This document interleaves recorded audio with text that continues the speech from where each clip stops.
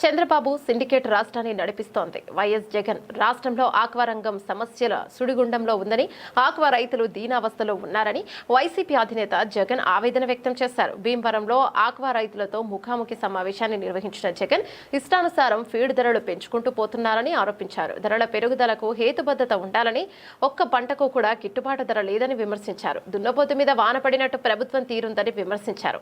Aqua రంగం 5 లక్షల మందికి ఉద్యోగాలను కల్పిస్తోందని జగన్ తెలిపారు. చంద్రబాబు సానుభూతి పరులే సిండికేట్గా ఏర్పడి రైతులను దోచుకుంటున్నారని ఆరోపించారు. సీడ్ రేట్లు చంద్రబాబు మనుషులే ఫైనల్ చేస్తారని, చంద్రబాబు సిండికేట్ రాష్ట్రాన్ని నడిపిస్తోందని ఎద్దేవా చేశారు. ఫీడ్ రేట్లు కేజీకి 14 నుంచి 16 ఎడా పెడా పెంచేశారని, ముష్టి వేసినట్టు కేజీకి ₹2 తగ్గిస్తే ఇక సరిపోతుందా అని ప్రశ్నించారు. అయితే రేట్లు పెంచితే పెంచేస్తారని, రేట్లు తగ్గిస్తే తగ్గించరా అని మండిపడ్డారు.